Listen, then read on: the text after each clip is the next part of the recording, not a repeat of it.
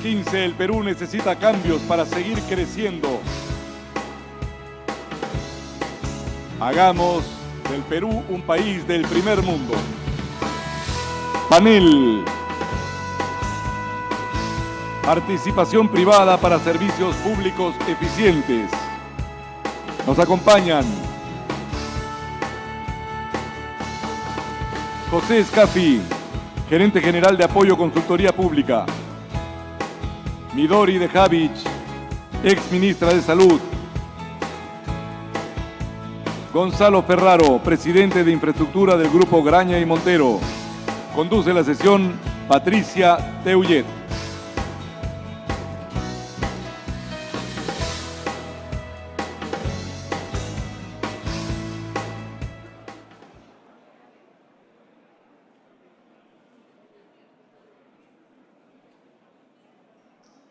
Recibamos al panel con un fuerte aplauso.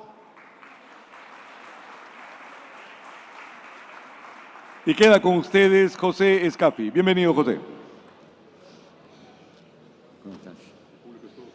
Gracias. ¿Qué cosa es? Esto. Sí. Para garantizar 24 horas de agua de calidad para todo el mundo todo el tiempo, ¿qué podría dar resultados de modo más fácil y barato? Gestionar y supervisar a 400 unidades de producción públicas autónomas o controlar 24 contratos de asociación público-privadas, uno por región. Empecemos la reflexión. A partir de los años 90, en que liberalizamos la economía y abrimos nuestros mercados, gracias a la inversión privada, el crecimiento del PBI ha sido más veloz que en los años en que la injerencia estatal recortaba nuestras libertades. Señores candidatos, que esto no cambie. Sin embargo, aún tenemos mucho que hacer para alcanzar la capacidad de compra por hogar de los países desarrollados y cerrar la brecha de infraestructura que afina estimado en 160.000 millones de dólares. Diversos autores señalan que la inversión en capital físico y humano, así como el desarrollo tecnológico, son los factores determinantes del crecimiento económico.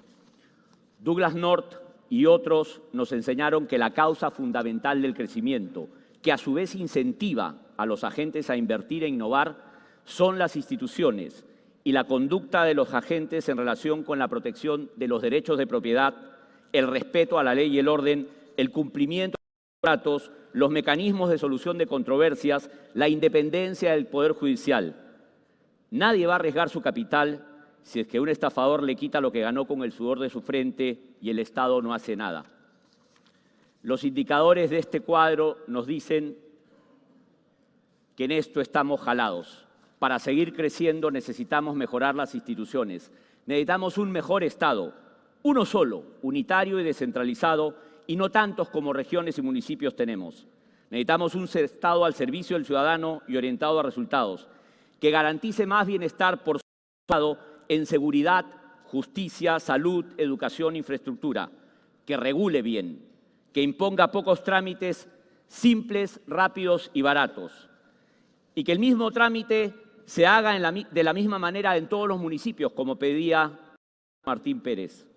Tenemos que erradicar la tramitomanía. Necesitamos un Estado predecible, eficaz y eficiente que escuche y dialogue con el sector privado, que rinda cuentas con transparencia. No necesitamos un Estado más grande. Si queremos asegurar mayores tasas de inversión y por ende mayor crecimiento, tenemos que limitar el tamaño y el alcance del Estado a las funciones fundamentales y lograr que gaste bien. Nadie va a arriesgar su capital si el Estado se lo puede confiscar con una abusiva y discrecional decisión regulativa o administrativa. Diversos estudios han demostrado que cuando el Estado crece y gasta más del 15% del PBI en sus funciones fundamentales o en funciones no fundamentales, por cada 10 puntos adicionales de gasto público, el crecimiento se reduce en un punto y la inversión en 1.6. Por eso, aplicando las mejores prácticas de los países de la OECD, el Estado primero tiene que justificar en un debate público si debe o no debe intervenir en la economía, porque si la lavada nos va a salir más cara que la camisa nueva, por favor que se abstenga de intervenir. Y si justifica su intervención, deberá hacerlo de la mejor manera. No todo lo que debe hacer el Estado lo tiene que hacer por administración directa. En el 2014 el Estado gastó 2/3 de su presupuesto por administración directa y solo 1/3 por contrata. El Estado tiene que aprovechar la motivación, experiencia, el ingenio, el capital que tiene el sector privado y sus ciudadanos. Para eso tiene diferentes formas de convocar a la participación privada. Hoy quiero destacar 2 que mejorarían la provisión de los servicios públicos y la infraestructura y que aún no han sido aprovechadas en todo su potencial. Son la Ley de APPs y la Ley de Obras por Impuestos. En el Perú, la Ley de Asociaciones Público-Privadas existe desde los 90. Según el BID, al 2014, junto con Chile y México, el Perú presentaba el mejor marco regulatorio para las APPs de América Latina. Ese marco legal institucional nos ha permitido ejecutar a través de Proinversión más de 100 procesos de concesiones, todos transparentes. Hemos movilizado más de $40.000 millones en inversión privada para mejorar la infraestructura y los servicios de electricidad, telecomunicaciones, aeropuertos, puertos, carreteras, temas sobre los que hablará Gonzalo. Hace poco hemos empezado a APPear la salud, de eso hablará Midori. Pero lo que debemos contarle a los candidatos es que a través de las iniciativas privadas cofinanciadas que este mismo gobierno promovió y reglamentó, el sector privado ha mostrado que cuando es convocado responde de manera decidida, con rapidez y profesionalismo. En los 2 concursos de belleza de Miss APP 2014 y 2015, el Estado recibió más de 220 ideas de proyectos de envergadura. En el 2014, en uno de los mejores actos de coordinación del sector privado con los ministerios de Educación, Salud, Vivienda, Saneamiento, Transportes e Interior, y de estos con varias regiones y municipios, el Estado a través de Proinversión recibió 65 iniciativas privadas cofinanciadas que sumaban más o menos $17.000 millones. Una vez que el MEF cortó la torta y dijo tengo entre $3.000 y $5.000 millones, el Estado seleccionó a las 24 más bellas. Entre ellas están 9 plantas de tratamiento de aguas residuales alrededor del lago Titicaca, hospitales como el Cayetano Heredia y Huaycán, colegios de alto rendimiento, grandes unidades escolares, carreteras, el anillo periférico. Todas estas iniciativas se encuentran en diferentes etapas del costoso pero indispensable estudio de factibilidad que los privados están formulando a su costo y riesgo. Lamentablemente, aún no se aprueba ninguno porque el Estado no ha sido capaz de responder con la misma convicción y prontitud, poniendo los recursos humanos y materiales para evaluar en detalle la viabilidad de las iniciativas. Una gran señal al mercado, sea de este gobierno, que ya se va, o del que venga, sería concluir esos estudios de factibilidad y convocar a concurso público aquellos proyectos que lo justifiquen. En el concurso de belleza del 2015, el Estado recibió 157 iniciativas. A cerca de 130 ya se les dijo que no, pero a las otras aún no se les dice qué pasará con ellas. Evidentemente, el Estado fue desbordado. Dicen que la turbulencia internacional los asustó. Su equivocada respuesta ha sido cambiar toda la ley, que como dije antes, era una de las mejores de la región. No cambiemos lo que ya funciona, decía mi abuelita. Los privados esperan otra señal, no una regla de juego a mitad del camino. En lugar de premiar a los privados por empeñosos, los hemos castigado. Eso tiene que cambiar, señores candidatos. Entre las ideas que se han presentado y que deberíamos promover están las que permitirían garantizar 24 horas de agua de calidad para todo el mundo, todo el tiempo. Desde los 90 estamos por debajo de América Latina en la cobertura de agua y desagüe. Tenemos 55 empresas públicas de saneamiento más 400 unidades de gestión municipales pequeñas para la gestión del agua y alcantarillado de 80% de los hogares peruanos. Las EPS tienen desempeños muy heterogéneos, pero en promedio producen como 100, facturan como 50 y cobran 25, y no le damos agua a toda la población. ¡Qué desperdicio de recursos! Tenemos que cambiar el modelo de gestión atomizada por administración directa del servicio de agua y saneamiento, por uno que aproveche economías de escala y minimice costo de transacción y de contratación y de desarrollo de capacidades y de supervisión y control. Algunos estudios en Inglaterra han demostrado que los costos de instalar instalar agencias de gobierno que regulen y controlen la gestión por administración directa de otras agencias de gobierno son mayores que cuando el Estado contrata a privados y los supervisa. Respondiendo entonces a la pregunta inicial, coincidirán conmigo que desarrollar capacidades para gerenciar por administración directa y supervisar y controlar el trabajo de todos los empleados de CEDAPAL, las 55 EPS municipales y más de 390 unidades de gestión pequeñas y autónomas es definitivamente más oneroso que contratar y supervisar a 24 empresas privadas de agua y saneamiento, una por región, que tienen un dueño que se preocupará de ganar plata dando buen servicio, porque si no el Estado lo puede multar. Estas iniciativas han sido presentadas por empresas tanto peruanas como extranjeras, empresas que manejan las aguas de Barcelona, Madrid, París, Río, Sao Paulo y hasta La Habana, Cuba, chico. En el modelo de APPs, las empresas privadas financian, ejecutan todos los proyectos y nos ponen todos los servicios hoy y se los pagamos en cómodas cuotas mensuales. Es como comprarnos la casa hoy y pagarla mañana, en lugar de autoconstruir nuestra casa y disfrutarla recién cuando la acabemos. Con las APPs el bienestar viene hoy y lo pagamos mañana. Por la administración directa sabe Dios cuándo llegará todo ese bienestar. El mismo marco legal se puede emplear para hacer más eficiente la atención de juicios y el respeto de los contratos. En el Perú, en promedio en un año los jueces resuelven solo un caso de cada 3 expedientes que reciben y sabemos lo interminables e injustos que pueden ser los juicios. Desalojar a un invasor o sacar a un inquilino precario nos puede tomar 4 años o más. Lo sé porque lo he vivido.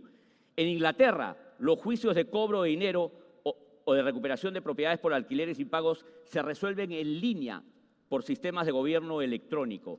Se descarga así el trabajo de los jueces. La mayor carga la tiene personal administrativo. El juez solo aprueba. Imaginemos cómo podríamos acelerar los juicios y hacerlos más predecibles usando tecnología de gobierno electrónico. Podríamos optimizar toda la cadena de valor de la justicia y mejoraríamos la coordinación entre la policía, los fiscales, los jueces y estos con el Ministerio de Justicia. Cada expediente judicial tendría su único código de identidad desde el principio del proceso hasta el final. Con contratos de APPs podemos también implementar servicios de gobierno electrónico y data center únicos para mejorar los trámites en varias entidades públicas en simultáneo. Esto permitiría erradicar la tramitomanía. Le haríamos la vida más fácil al ciudadano, a las empresas y a los propios funcionarios del gobierno. Sería más fácil instalar servicios de ventanilla único, eliminaríamos los trámites de más, tendríamos un mismo procedimiento para el mismo trámite de todos los municipios a nivel nacional. La gente haría una sola cola, no muchas colas. El Estado no necesitaría pedirle al ciudadano que vaya a hacer 10 colas para traerle papeles que otras entidades tienen.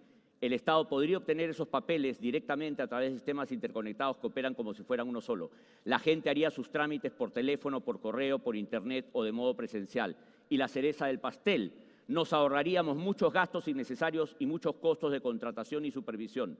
Volviendo a la aritmética inicial, un solo contrato de APP con un proveedor de servicios de gobierno electrónico y data center para varias entidades públicas a la vez sería más barato y fácil de controlar que administrar de manera directa entre 20 y 35 mini data centers que tienen todos los municipios, ministerios y región cada uno, que generan además información que entra a distintas bases de datos, ninguna de ellas interconectada, con empleados que desarrollan software en diferentes lenguajes y no documentan sus códigos fuentes, y todos piden tener sus propios cuartos fríos y servidores, y que cuando cambian las autoridades y se van, se llevan la memoria institucional y a empezar todo de cero.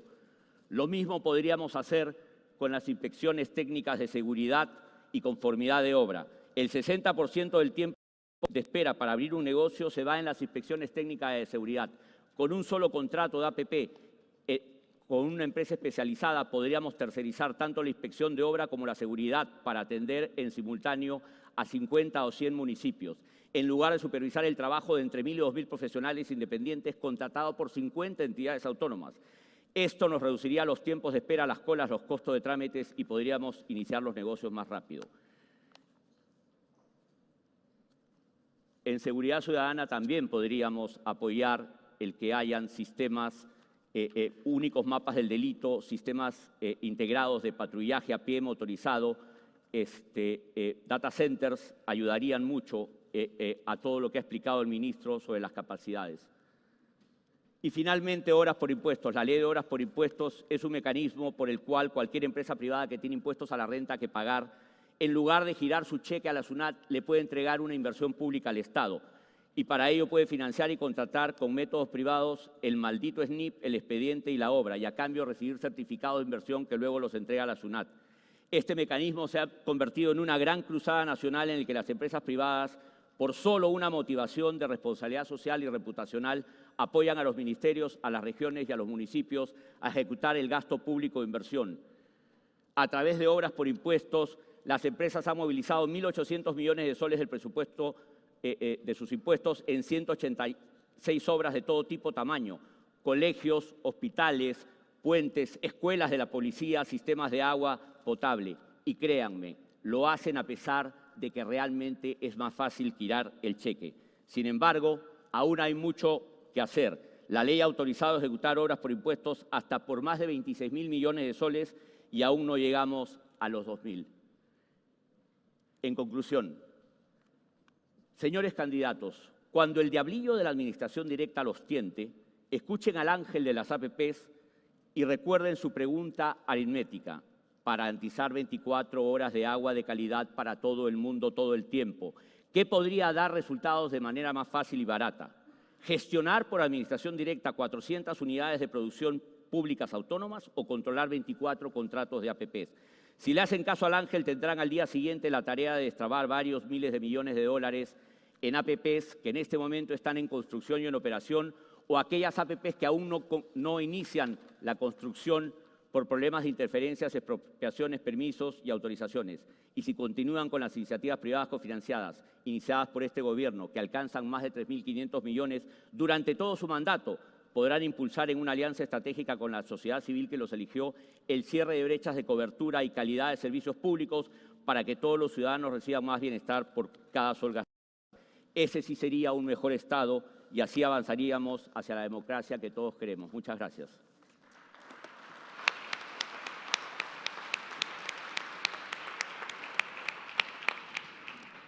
Muchas gracias, Pepe. Escuchamos ahora a la señora Midori de Javich.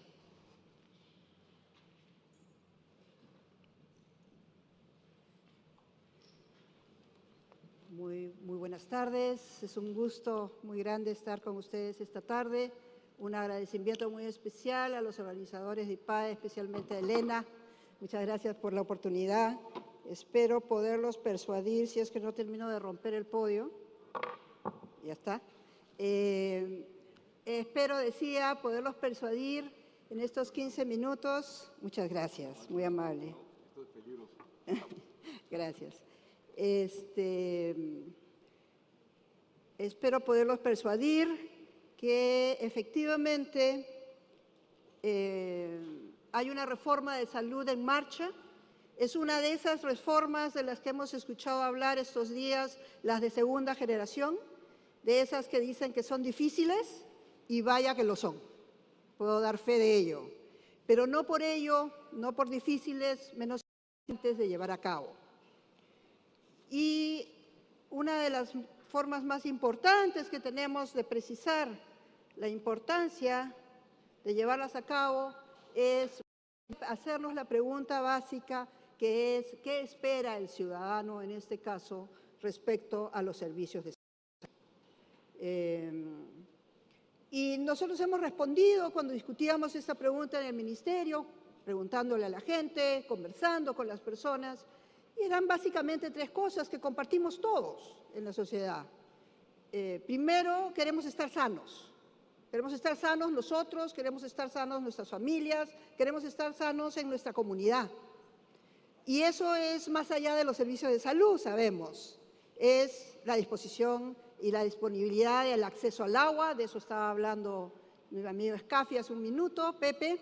Es tener buena educación, hay una relación muy importante entre salud y educación, es decir, la salud más allá de las paredes de un establecimiento de salud. Y cuando nos toca estar enfermos, digamos, queremos ser atendidos con calidad, con oportunidad, con respeto y con calidez.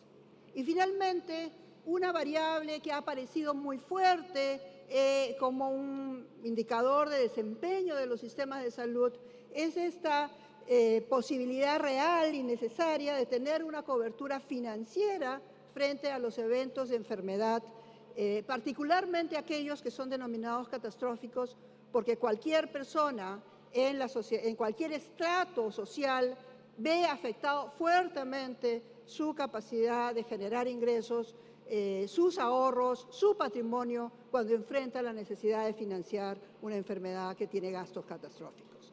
Y esas son las tres cosas que nuestros ciudadanos quieren.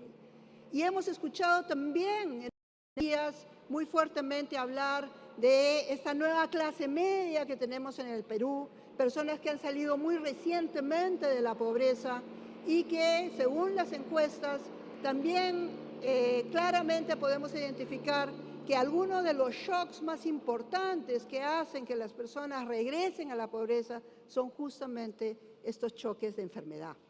Por eso, en lo que viene hacia adelante, en la protección del progreso social que hemos tenido, tenemos que pensar con mucha seriedad cómo proteger a esa clase media que es aún vulnerable, efectivamente que la enfermedad no los regrese a una situación de pobreza. Y con relación a esta clase media, también quiero decirles que una constatación que yo he hecho es que este ciudadano es un ciudadano efectivamente mucho más demandante, mucho más exigente. Sus expectativas de calidad y oportunidad de servicio no son las que eran hace 15 años o hace 20 años. Hace 20 años uno recorría el Perú, llegaba a una comunidad y si esa comunidad había logrado tener un puesto de salud con un sanitario, se encontraba relativamente satisfecha con la atención de salud. Hoy uno recorre el Perú y felizmente el ciudadano le dice, quiero servicios especializados, quiero un acceso más directo a medicamentos. Es decir, las expectativas son mucho mayores y en buena hora, porque esas expectativas tienen que estar asociadas a la garantía del acceso a esos servicios que la población demanda. Pero el reto es enorme. El reto es enorme y también hemos escuchado estos días que estas generaciones, estas reformas de segunda generación no son meramente fórmulas técnicas. Requieren también fuertemente consensos sociales y políticos. Y sabemos que tenemos un organismo que se llama el Acuerdo Nacional. No siempre lo que ahí se acuerda se cumple, como estaba escuchando al ministro Jaime Saavedra mencionar esto, pero este acuerdo que se ha logrado en salud es un acuerdo muy reciente. Se ha trabajado en los últimos 8 meses, 6, 8 meses. Han estado sentados todos los partidos políticos que hacen parte del Acuerdo Nacional, han estado sentados los gremios, diferentes gremios de salud, ha estado sentado el empresariado y han logrado un documento que a mí me parece muy importante conocer y poner en valor. Y dentro de lo que se ha acordado, quiero destacar 2 cosas. En primer lugar, esta aspiración a avanzar hacia el acceso universal de salud.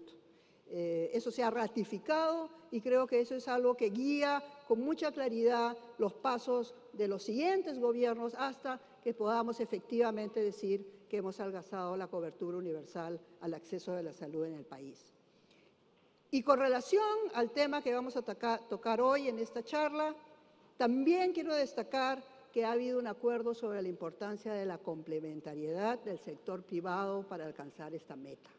Y esto es muy importante, porque esta idea de que solo el sector público tiene que encargarse y ser responsable de lograr esta meta se ha efectivamente discutido a profundidad y se ha reconocido por todos estos actores que el sector privado tiene un rol importante que jugar, un rol complementario que jugar, y eso es creo, un punto de partida muy importante para esto que es muy nuevo en el sector.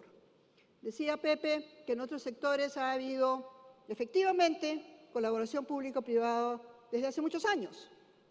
En salud, estamos hablando de 2, 3 años que hemos comenzado a hablar del tema y hemos avanzado con cierta rapidez, pero todavía quiero señalar el poco tiempo que tenemos de experiencia en este matrimonio. Después voy a hablar un poco del matrimonio que significa esto.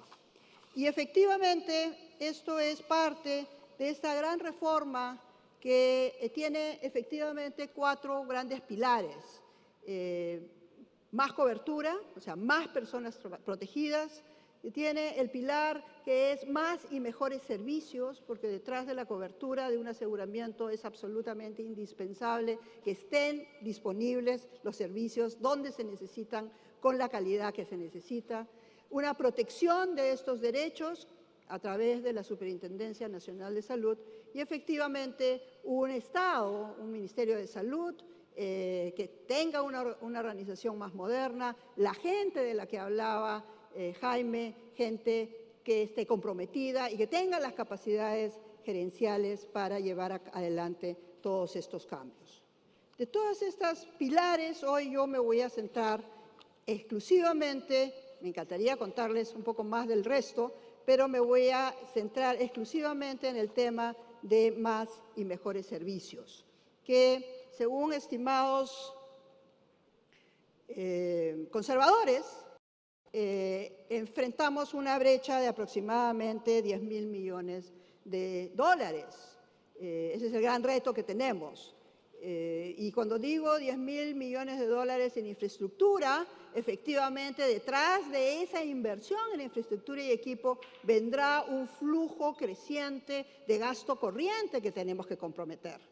Porque efectivamente los servicios de salud no los dan ni los ladrillos ni los equipamientos, los dan las personas que atienden personas, como es el lema del Ministerio de Salud. Entonces tenemos un reto financiero muy importante para llenar esta brecha, pero efectivamente creo que la pregunta no es si lo vamos a hacer, sino cómo lo vamos a hacer. Y en ese sentido, nos hemos planteado las asociaciones, las colaboraciones público-privadas como un instrumento complementario a la inversión pública y para ello nos hemos preguntado, ¿qué queremos de la colaboración público-privada en salud?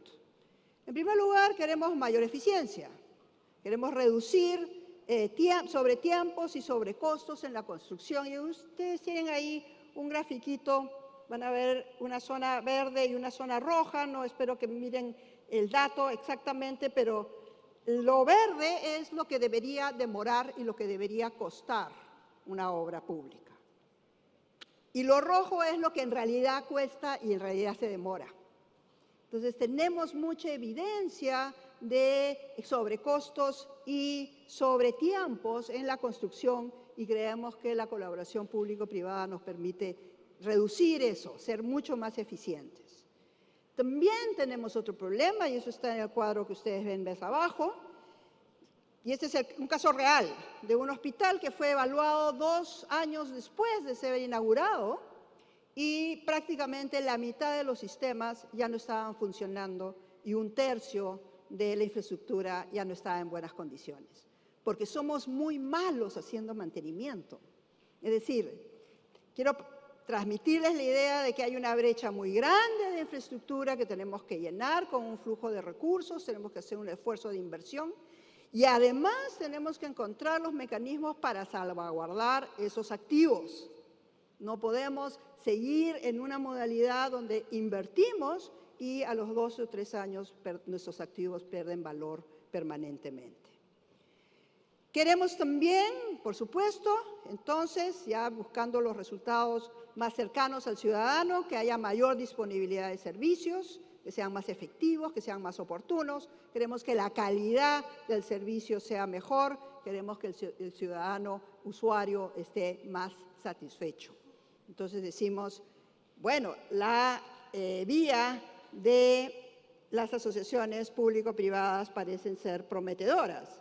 Pero tenemos que preguntarnos si es una solución mágica. Y por supuesto la respuesta es no necesariamente es una varita mágica. Y nos preguntamos entonces, ¿qué sabemos de las AFPs en salud? Y ha salido un informe muy interesante, muy reciente, hace muy poco tiempo, del BID, además cuyo título es muy interesante, que dice menos cuentos, más evidencia. Y nos dice en qué son buenos las APPs. Y son buenas en muchas cosas. Probablemente lo único que no gana a la obra pública es en el costo directo de la obra. Entonces tenemos que estar preparados, efectivamente, pagar lo que cuesta una asociación pública, pero exigirle todos los otros atributos que son mayor eficiencia, mayor satisfacción de los usuarios, etcétera.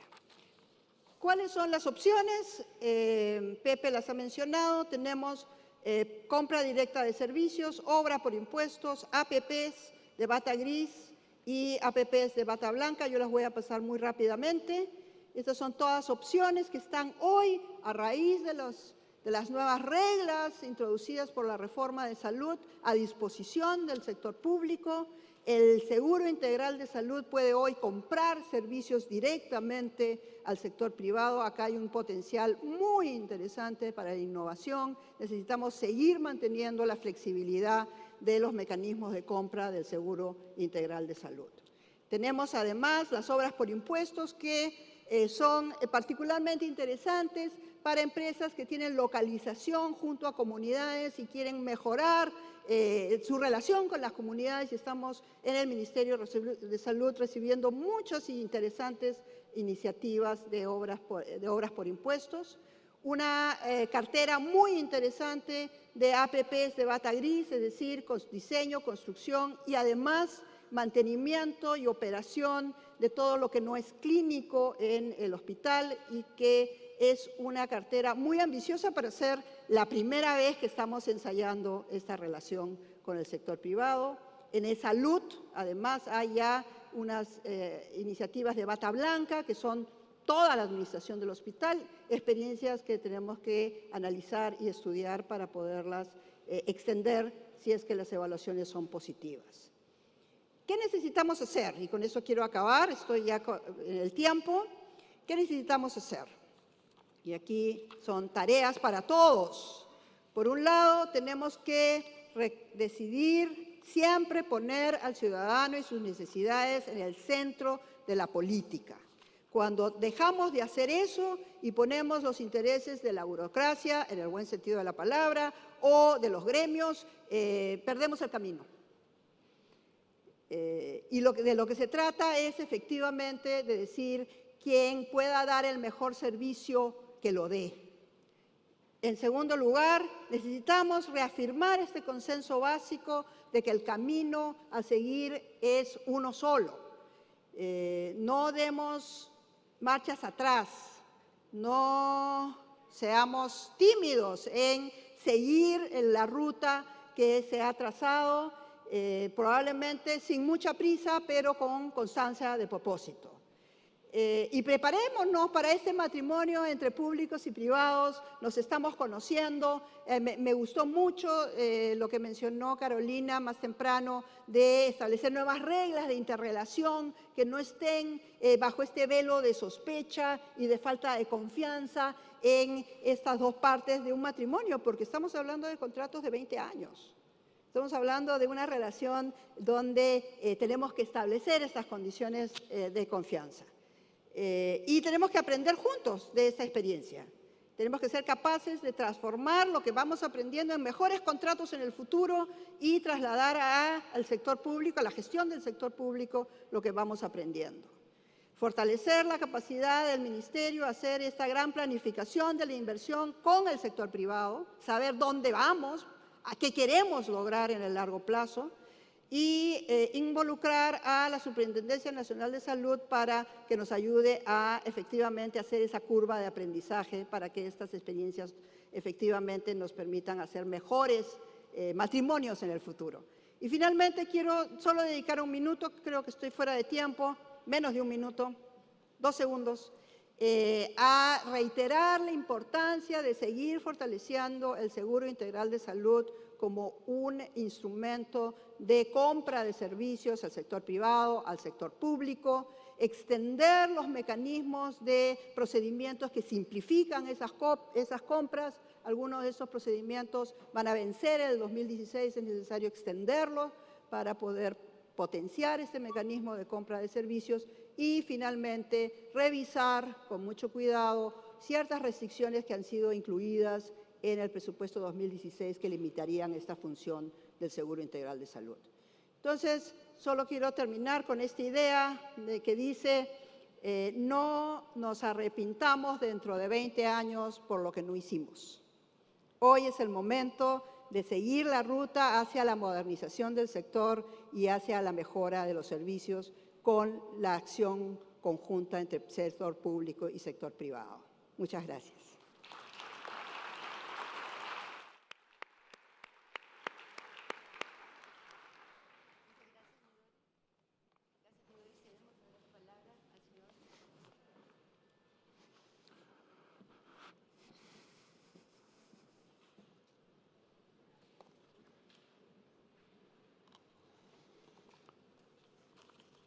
Sí, buenas tardes.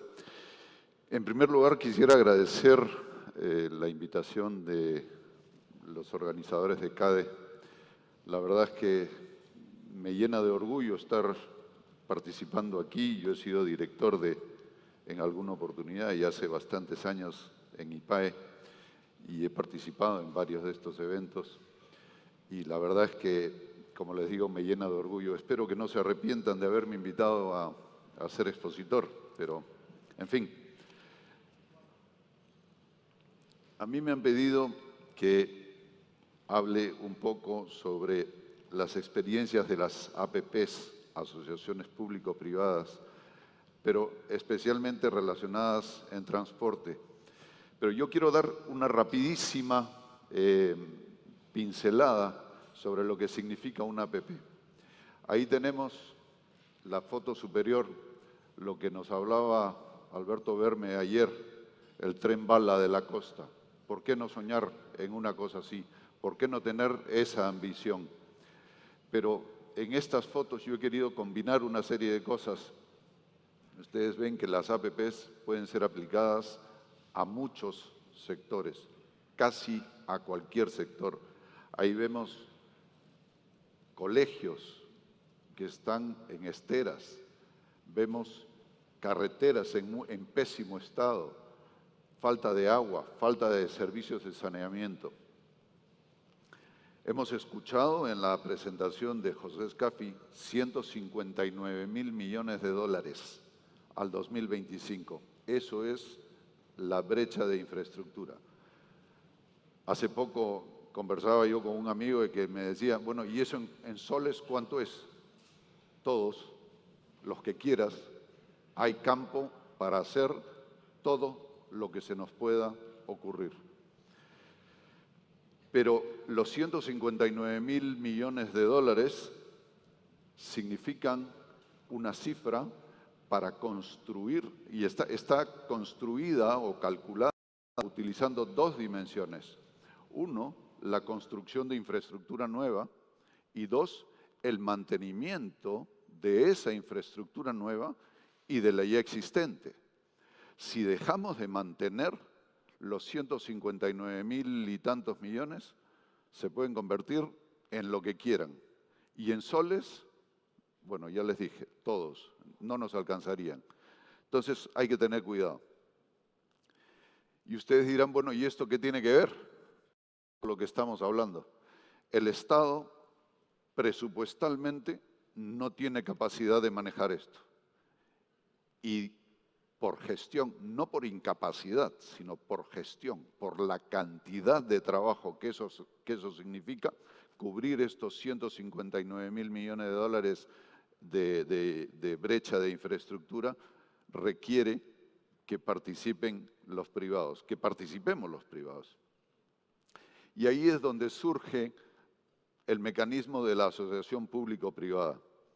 Pero para mí, más que definir qué cosa quiere decir una APP, yo quiero centrarme en la primera letra de esas siglas, en la A. Es una asociación público-privada. Y cuando digo asociación, y lo remarco con mucha vehemencia, si quieren llamarle, es que no podemos trabajar cada uno por su lado. En una asociación público-privada, como ven ahí, siempre hay por lo menos 4 actores. El concedente, que es el gobierno local, el gobierno regional, el gobierno nacional, generalmente hasta ahora el gobierno regional. Luego el concesionario, que es la empresa privada que brinda el servicio que el concedente le ha encargado hacer. Y estos dos en conjunto son las partes del contrato que asumen derechos y obligaciones. Pero así como asumen derechos y obligaciones cada uno de ellos, también riesgos. Hace un momento hablábamos, Midori decía, lo que cuesta construir un hospital por obra pública cuesta no sé cuántas veces más.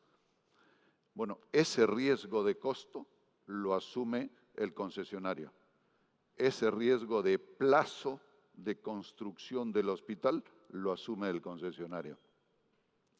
Entonces, y adicionalmente a estos dos actores, que son los más importantes, está el regulador y supervisor. Hace las dos funciones. Y simplificando las labores del regulador, es una especie de árbitro que verifica que las obligaciones a las que nos hemos comprometido los concesionarios son cumplidas. Y son cumplidas eficientemente. Y para que esa medición no sea subjetiva, sino sea objetiva, se establecen los niveles de servicio. Y finalmente los usuarios, que son, o los ciudadanos, que son quienes van a gozar de esos servicios y que van a pagar por ellos. Para que una asociación público-privada funcione, tienen que haber tres objetivos. Si no se cumplen estos tres, la cosa no funciona. Tan sencillo como eso. Objetivos comunes entre el concesionario y el concedente, tienen que haber intereses alineados y tiene que haber un trabajo conjunto. Y recalco, tiene que haber un trabajo conjunto. A eso me refería cuando le decía es una asociación.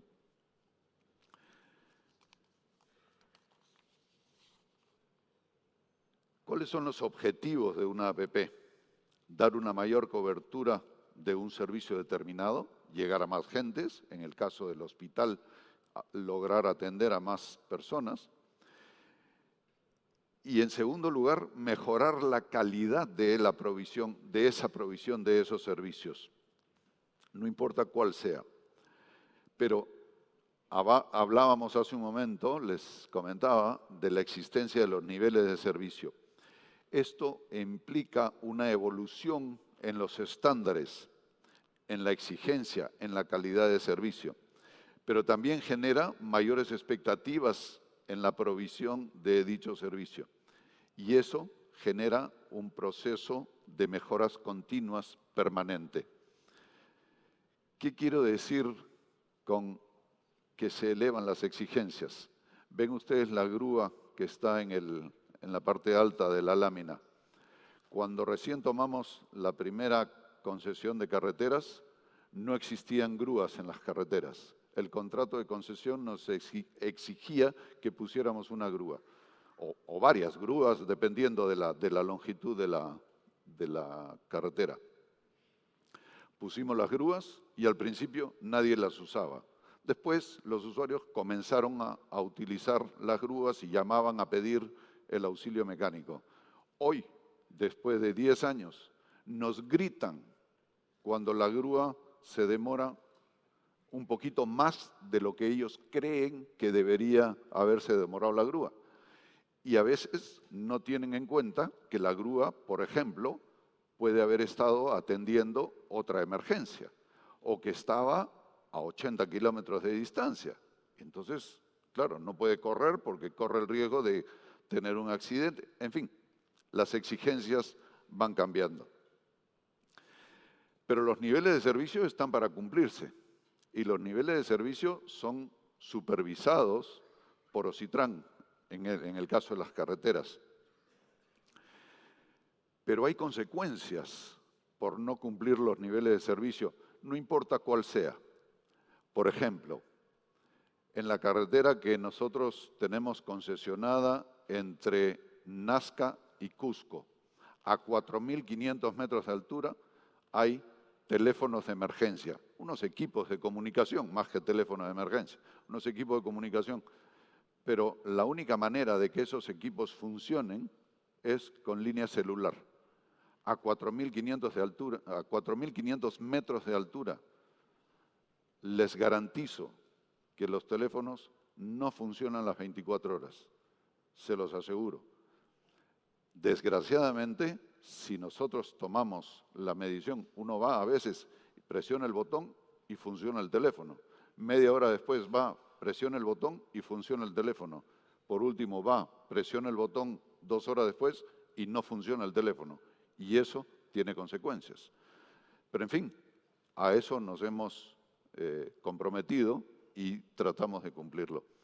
En el caso de las ambulancias, hasta partos hemos atendido en las ambulancias, aunque les parezca mentira. Partos. Mujeres en poblaciones alejadas que han ido a atenderse y hemos simplemente niños que han nacido en esa. Vamos a ver un pequeño video muy cortito en el caso del transporte público masivo. Esto es lo normal en el transporte público. Esto no debería seguir pasando. Ya hay una serie de trabajos y esto es la modernidad. Esto es la línea 1 del Metro de Lima, que ya está en operación desde hace 3 años aproximadamente. En aras de ganar un poquito de tiempo, voy a pasar. Lo tradicional es lo que está a la izquierda, caos, ningún parámetro de servicio cumplido, ni mucho menos. Y lo otro es el paso a la modernidad, orden, digamos, toda la participación privada va a permitir un servicio más ordenado, más seguro y de mejor. Veamos el caso de las carreteras. En las carreteras, la calidad de las vías se mejora a través de la gestión con una APP. A través de estas se promueve el mantenimiento preventivo antes que correctivo. Estudios del Ministerio de Transportes pueden demostrar y sustentar que hay un ahorro muy importante, porque rehabilitar cuesta, sin exagerar, 4 y hasta 5 veces más que volver a construir. Hacer el mantenimiento preventivo a tiempo es lo que se debe hacer. El cumplimiento de los niveles de servicio exige al concesionario un mantenimiento permanente y debe intervenir a tiempo a fin de optimizar sus costos. En la foto superior derecha aparece la carretera construida. Los niveles de servicio que nosotros como concesionarios tenemos que cumplir no nos permiten jamás que se llegue a deteriorar la carretera en las fotos que ustedes ven ahí abajo, y de esa manera rompemos un círculo vicioso muy costoso, que es el de construir, que se deteriore la carretera y volverla a construir, y de esa manera tenemos. En el Perú, de hecho, se ha construido y reconstruido las vías varias veces. En Graña y Montero tenemos constancia de eso, porque hemos sido los que hemos construido esas carreteras en más de una oportunidad, pero eso es lo que se licita.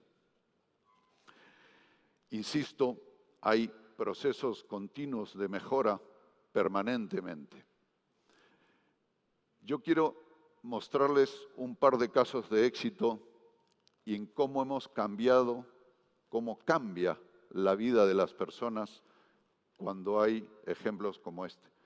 En el tren eléctrico nosotros hemos trabajado un concepto que se llama cultura metro. Y la cultura metro tiene una serie de Llegas más conceptos temprano al involucrados. hospital. Escuchemos un momento, por favor. Tomando la línea de Arriola, demoraba más de 1 hora por el caos del tráfico. A esto lo hago en 5 minutos. Me ha ayudado a ser una persona más ordenada, más puntual. El respeto a los mayores por la preferencia, los ascensores para los mayores. Nos enseña a dar asientos a los demás. Seguridad, paciencia, comodidad. Eso es muy importante. No me planteaba la posibilidad de trabajar en Villa El Salvador, ahora sí, como siempre.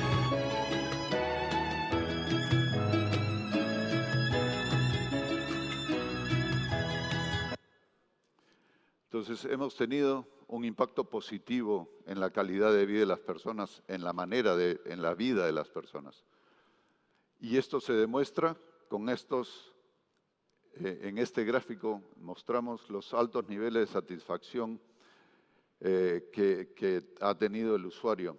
Y estos resultados de mediciones hechas a los usuarios, en encuestas hechas a los usuarios, consultándoles sobre la satisfacción que tienen sobre el servicio. Y son encuestas que han sido supervisadas por Ocitran y realizadas por terceros, con lo cual no estamos poniendo cifras que no son claras. Y un ejemplo más, el último, de lo que es el comportamiento de la gente, cómo funciona, cómo se comporta la gente. Miren, por favor, aprecien, esto es en la hora punta, en una estación, la estación Santa Rosa, que está cercana a San Juan del Lurigancho, cómo la gente solita, solamente con rayas pintadas en el piso, solamente con eso la gente se ordena. Miren cómo se va formando la cola. Y las colas, sí, son terribles. Nosotros transportamos hoy 330.000 personas al día. Para que tengan una idea, 8 veces el Estadio Nacional a full capacidad cada día. Toda la gente que vaya al Estadio Nacional 8 veces la transportamos nosotros en el metro. Pero en muchas de las estaciones, no en todas, pero en muchas de las estaciones ocurre eso. Fíjense, ya es la hora, ya pasó la hora punta y fíjense que ya no hay colas y no hubo ningún incidente. Y esto es diario. En fin, todo esto nos ha... Hay otros casos de éxito muy rápidamente. Estos son murales que han sido pintados y desde hace más de 2 años están así. Antes eran basurales, hoy día permanecen así, nadie los toca, los respetan. Y eso es un cambio de actitud de la gente. Y por último, una última experiencia muy interesante. Le pedimos a los usuarios que nos contaran historias, cómo había influido el tren en su vida. Recibimos más de 1000 historias. De esas 1000, el grupo 5, imagino que muchos de ustedes o todos sabrán quiénes son el grupo 5. El grupo 5, en convenio con nosotros, ha seleccionado una canción y es una historia. Y esa historia la está convirtiendo en canción. En este momento está en plena elaboración, así que no se las puedo cantar, desgraciadamente. Todos estos ejemplos claros de cómo funcionan las APPs nos han valido una serie de reconocimientos. El que yo más quiero resaltar es el premio de Infraestructura 360 grados. Este premio nos fue otorgado por el Banco Interamericano de Desarrollo y la Universidad de Harvard, que han reconocido en la línea 1 del Metro de Lima un proyecto que no solo representa un modelo de excelencia en prácticas de sostenibilidad para toda la región, sino también un ejemplo del potente impacto de las infraestructuras en la calidad de vida de las personas y en el desarrollo de las comunidades. Me he permitido leer un pequeño extracto del documento que nos entregaron en reconocimiento cuando nos entregaron este premio. Mi conclusión es: las APPs funcionan. He tratado de demostrarlo con experiencias, mostrando algunos videos concretos. Pero no todo es una maravilla. Yo creo que hay algunas cosas que hacer. Tenemos que trabajar y tenemos que mantener. ¿Cuáles son nuestras propuestas concretas? Solamente 3. Bueno, la verdad es que tendría muchísimas más, pero quiero concentrarme en 3. Aprovechar al privado. Los privados no somos cuasi delincuentes. Y yo siento, en mi experiencia, que es así como con frecuencia nos ven. Eso hace que los contratos sean sesgados, el diseño del contrato sea sesgado y nos asignan más riesgos y más obligaciones que las que nosotros podemos controlar. Nos preocupa que el decreto legislativo 1224, que ha salido no hace mucho tiempo, prácticamente haya eliminado el incentivo a trabajar en iniciativas privadas. Pepe, listo, termino, Patricia. Pepe Scafi mencionaba que se habían presentado casi 200 en las 2 ventanas.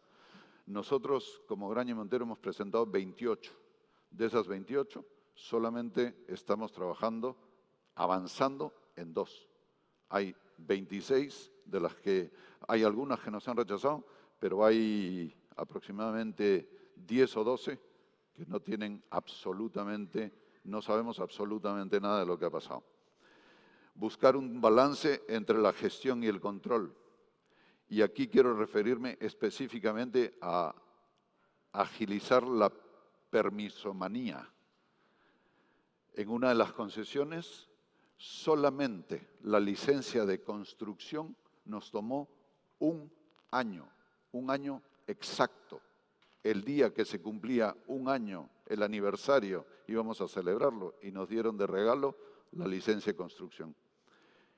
Pero en esa hay 14 permisos adicionales en esa concesión. Entonces, y por último, aprender de las lecciones que nos presentan retos y oportunidades muy importantes. Hay un mecanismo de financiamiento que ya venía funcionando, funciona maravillosamente bien, funciona perfecto. Se lo han cargado con la nueva ley de APPs. No hay, yo no tengo explicación, no la encuentro, y cuando he conversado con funcionarios a cargo de esto, la verdad es que no me han convencido con sus argumentos. Bueno, eso es todo. Muchísimas gracias.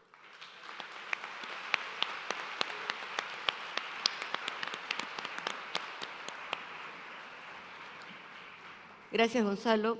Ojalá tuviéramos más ejemplos de estos para poder convencer a las personas de que realmente el sector privado puede trabajar conjuntamente al sector público para satisfacción de los ciudadanos.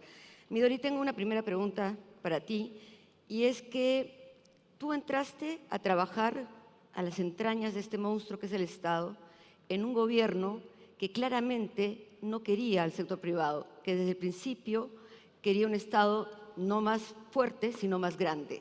Y aún así, no sé si valiente o temerariamente, te atreviste a iniciar esta reforma de segunda generación. ¿Cómo fue, y esto para mirar hacia el futuro, que lograste convencer de que esto era posible y que realmente iba a beneficiar al ciudadano? Bueno, muchas gracias. A ver, reflexiones, ¿no? Una es constatar, uno llega, en mi caso, llego al sector salud y pregunto, ¿cuál es la política de inversiones? Y lo que encuentras son proyectos. ¿Cuál es la política de remuneraciones?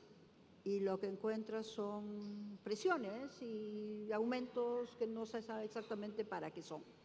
Entonces, lo que quiero decir es, lo primero que a mí me tocó hacer es pensar en términos de políticas. Entonces, cuando uno piensa en, ok, tenemos una brecha, ¿cuál va a ser la política para cerrar esa brecha? Es decir, comenzamos a pensar no en el corto plazo, no en el presupuesto de mañana, no en el presupuesto del próximo año, sino cómo vamos a llenar esto en el mediano y el largo plazo. Y de ahí es fácil pasar a, ¿y cuáles son las opciones que tenemos para cerrar esta brecha?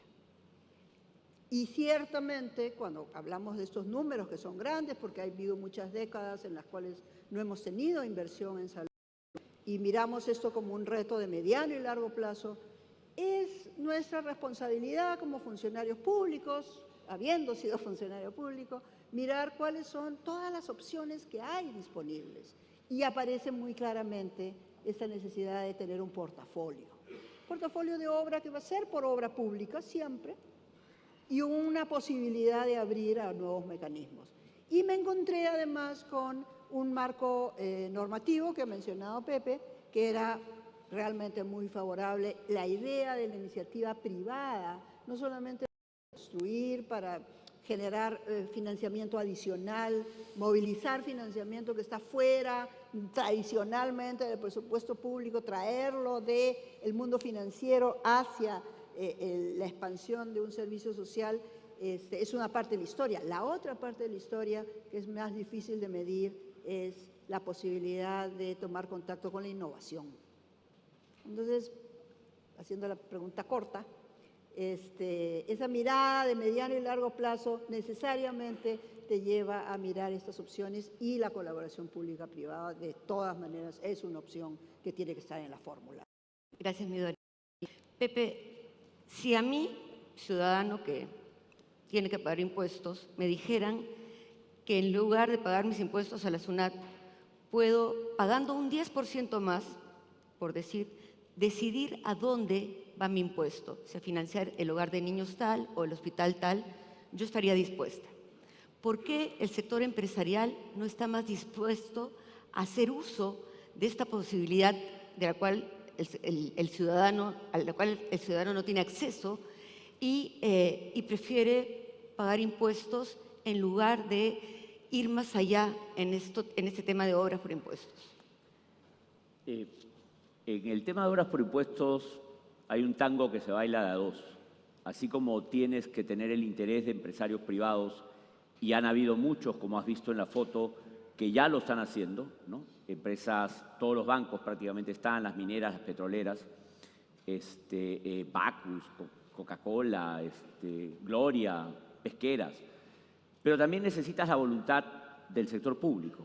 O sea, para hacer obras por impuestos requieres un SNIP declarado viable, una entidad pública que esté dispuesta a poner su presupuesto, a luego pagarle a la SUNAT la obra que le financió el privado, y un privado, ¿no? Claro, los privados les es más fácil tirar el cheque, y hay algunos que a pesar de eso están metidos en hablar con alcaldes, enamorarlos, o con presidente regional para prioricemos este proyecto. Yo te hago el SNIP, yo te hago el expediente, yo me encargo de la obra. Trabajar esas cosas es más complejo que girar un cheque. Entonces, empresas grandes, con equipos, con alto compromiso de responsabilidad social, tienen un incentivo natural. Las mineras, las petroleras, los bancos, es evidente. Yo creo que es un mecanismo que ha demostrado que es bueno. ¿Qué pasa con el Estado? Muchas entidades públicas no conocen el mecanismo. Como cambian los funcionarios a cada rato, entonces hay que enseñarles de todas maneras. Los alcaldes y las autoridades están acostumbrados a hacer las cosas por administración directa y contrata, y a través de obras pequeñitas tú te metes al sistema de administración financiera del Estado, y la obra promedio del Gobierno Nacional es 1 millón de soles, la ejecución promedio por proyecto, y en municipios es menos de 500.000 soles. O sea, el tamaño de proyectos es pequeñísimo. Entonces, prefieren hacer más de lo mismo en lugar de arriesgarse a hacer algo nuevo y que no conocen. Y algunos dicen que es por miedo, probablemente, a meterse en algo nuevo y que la Contraloría luego les llame la atención si no lo hacen bien. Y otros piensan que, algunos alcaldes creen que es más fácil contratar a la gente de la zona si ellos hacen por administración directa las cosas, o que no van a llegar empresas privadas porque los proyectos son muy chiquititos. O sea, no creo que sea un tema de que acá solo los privados no estén haciendo el tema. Creo que hay que educar, motivar, y cuando yo hago muchos talleres a lo largo del Perú, y la verdad que cuando la gente del sector público entiende, empiezan a abrir los ojitos y dicen, oye, lo quiero porque me ahorra el contrato del SNIP, me ahorra el contrato del expediente, me ahorra el contrato de la obra, solo hago la supervisión de la obra, ¿no es cierto? En lugar de hacer 4 contratos, hago un contrato. 4 contrataciones por proyecto en un mundo que hace 200 proyectos son 800 contrataciones que hace el Estado, y 7 tareas por contratación son 5.600 tareas. Con obras por impuestos, el Estado solo haría 200 contrataciones y 7 tareas, 1.400. Todo lo demás lo hace el sector privado. Entonces, creo que cuando entienden eso, que se le descarga la carga y tienes a alguien que por reputación te va a hacer un buen SNIP, un buen expediente y una buena obra, y no te va a querer hacer juicios y llevar arbitrajes porque quiere terminarla en tiempo y al costo, empiezan a entender que en obras por impuestos tienen un buen aliado, y no. Gracias, Pepe. Ayer todos hemos simpatizado con Fernando Sillonis y el problema que tiene con el Ministerio de Economía. Entiendo que hay un tema de garantía del Estado, lo cual es una contingencia para el Ministerio de Economía. En el caso de las obras que hemos visto que están haciendo ustedes, ¿de dónde viene el financiamiento? ¿Cómo se obtiene? Y si es que tienen que recurrir a una garantía del Estado para hacer ese financiamiento. A ver, no necesariamente el dinero viene del Estado. Hay varios tipos de APP, las autosostenibles y las cofinanciadas. Cuando hablamos de cofinanciadas, sí estamos hablando específicamente de que el Estado aporta, ya sean garantías, tú me preguntabas por algún tipo de garantía, o aportes dinerarios. Pero para mí, y eso les crea unos compromisos, le crea al Estado un compromiso en fechas fijas, pero para mí eso es una hipoteca. Si uno no puede comprar una casa, ¿a qué recurre? A una hipoteca. Es la única manera de lograr obtener lo que uno necesita. Si el Estado necesita infraestructura y hay gente que está dispuesta a financiar con tal de que haya un compromiso de que quien finalmente va a ser dueño de esa infraestructura la pague en 15 o 20 años. Gracias, Gonzalo. Tengo que hacer una última pregunta y ya estamos sin tiempo, pero ¿qué hacemos con ESalud Midori? Tú has hablado del CIS y lo que tenemos hoy es que las personas prefieren estar en el CIS que entrar a una planilla y estar bajo el ámbito de ESalud. Así es la diferencia de servicios. En ESalud son los empresarios los que aportan y, sin embargo, sus trabajadores no tienen acceso a un servicio de salud digno, oportuno y decente. ¿Hay posibilidades de que el sector privado tome la iniciativa para este tema de salud que ellos están financiando?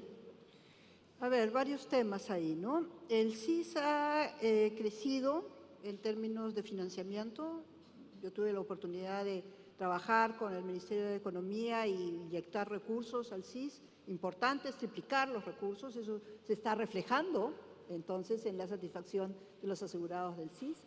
Sin embargo, creemos, y eso fue una parte de la reforma, que esta acción del CIS puede estar interrelacionada con un incentivo claro hacia la formalización.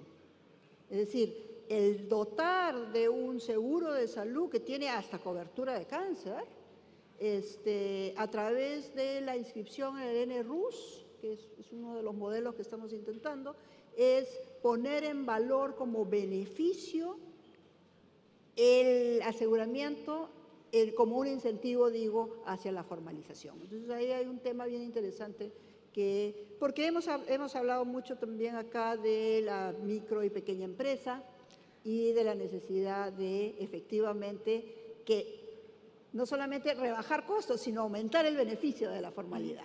Entonces es una vía bien importante.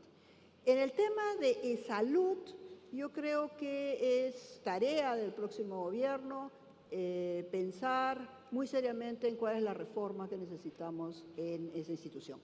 Es una institución de mucha tradición, de mucho tiempo, pero creemos, los que trabajamos en el sector, que ha llegado la hora de una reforma que pasa por separar las funciones. Okay. Muchísimas gracias, Midori. Mil gracias a los 3 expositores del día de hoy, a quienes despedimos, por favor, con un fortísimo aplauso. Muchas gracias.